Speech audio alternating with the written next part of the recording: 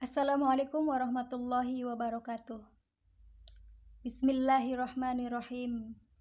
Alhamdulillahirabbil alamin. Alhamdulillahilladzi la ilaha illa huwa alaihi tawakkaltu wa huwa rabbul arsyil azim. Asyhadu an la ilaha illallah wahdahu la syarikalah wa asyhadu anna Muhammadan abduhu wa rasuluh wa la nabiyya ba'dah. Allahumma sholli wa sallim ala sayyidina wa maulana wa habibina Muhammad wa ala alihi wa sahbihi ajma'in. Amin. Dengan channel Tukang Kebun dan Kucing yang setia di sini, alhamdulillah kali ini kita bisa berjumpa kembali dan bisa kita bersama-sama mengulas lagi tema mengenai budak angon atau satrio piningit.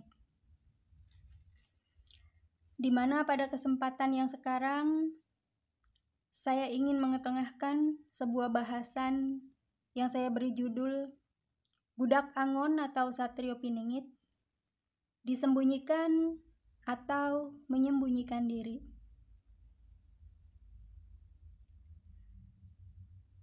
Tentu dari antara kita masih ada yang bertanya-tanya tentang budak angon atau satrio piningit ini, yang konon katanya dia adalah sosok yang dipingit. Artinya sosok yang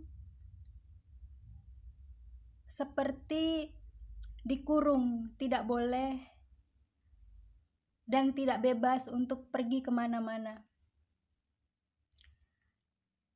Rupanya untuk judul yang saya ketengahkan sekarang ini, ada satu dari sahabat tukang kebun dan kucing yang setia yang memberi informasi, katanya tema ini sudah ada yang membahasnya, bahkan kalau tidak salah beliau bilang banyak yang membahasnya.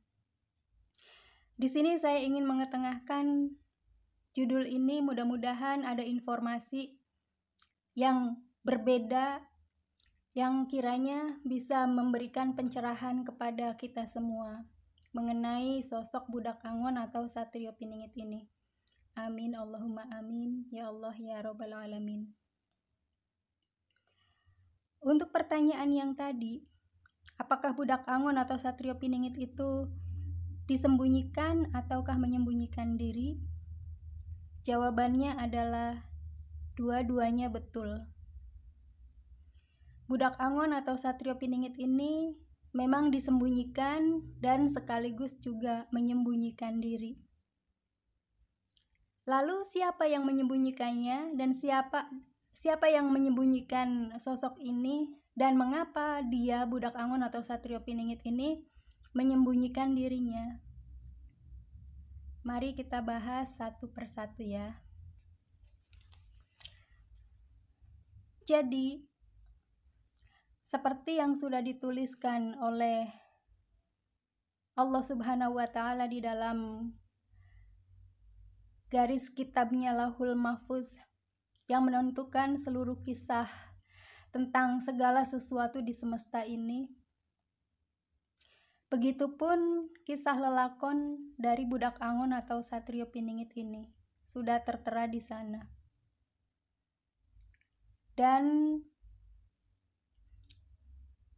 garis takdir itu menentukan bahwasanya sosok budak angon atau satrio piningit ini, meskipun diberikan keistimewaan yang luar biasa, dia bukanlah sosok yang bisa bekerja sendiri. Sebab hanya Allah satu-satunya zat yang maha bisa berbuat dan bertindak dan melakukan segala hal sendiri, tanpa perlu bantuan siapapun dan tanpa bergantung kepada siapapun. Akan tetapi, budak angon atau satrio piningit, meskipun diberi gelar sebagai dewa mangejawantah sebagai manusia, dia bukanlah apa-apa. Dia hanyalah sesosok manusia yang lemah, yang memerlukan bantuan dari orang-orang di sekelilingnya.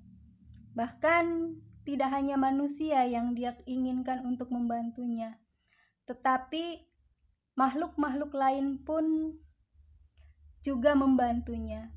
Dari situ bisa kita bayangkan betapa lemahnya dia. Mungkin orang-orang lain akan menganggapnya bahwa dia sakti, padahal tidak. Yang sakti itu Allah, dia yang tidak bisa, dia yang tidak mau dan tidak butuh dengan bantuan siapapun. Dan dia bisa melakukan segala sesuatunya itu sendiri. Itu baru sakti. Sedangkan budak angon atau satrio piningit, meskipun dia bisa melakukan banyak hal, dia tidak bisa melakukannya sendiri.